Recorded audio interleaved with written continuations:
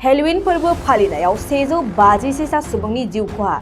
बे समाव मोनसे गिख्रंथाव खौरां, गोबांथार सुबुंफोरनि थुबुरमायाव गावजों गाव हाखा दावरा जानानै बेबायदि जिउ गोमानाय जाथायानो जायो।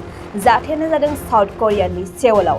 सेउलनि आइटिवन जिल्लायाव गाजा गोमजायै हेल'विन फोरबो फालिनायाव सासे गिदिर सेलिब्रिटिखौ नायनो थाखाय लोब लोब सुबुंफोरा फैदोंमोन।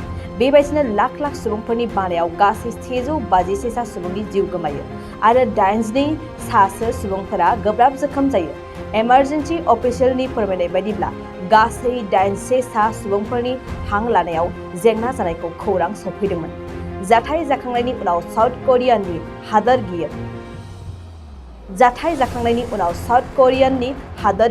युन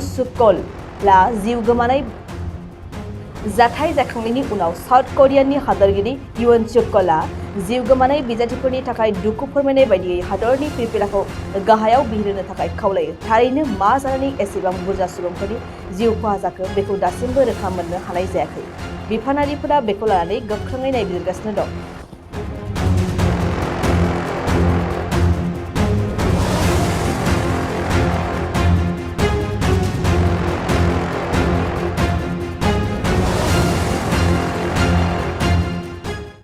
बयबो फै।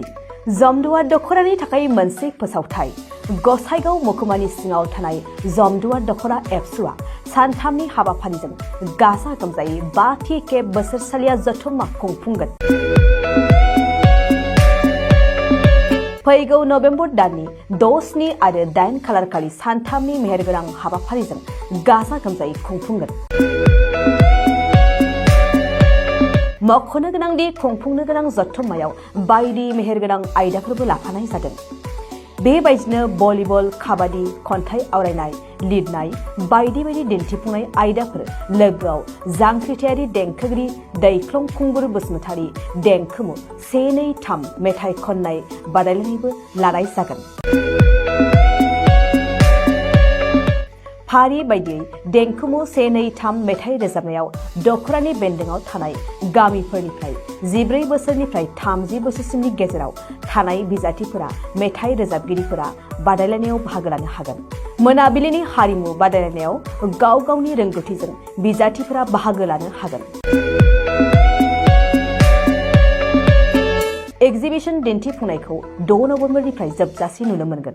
6 नबेम्बरनिफ्रायनो भलिबल आरो काबादि गेलेनाय बादायलायनाया जागोन। 8 नबेम्बर 2022 इं अक्ट' खालारखालि हारिमु मोनाबिलियाव मिस्टार प्रेक्टिकेल बसुमतारी आरो मिस दीप्ति बसुमतारी मोननि गाबगोनां हारिमु आरो फेस्ला दिन्थिफुंनायखौ नुनो मोनगोन।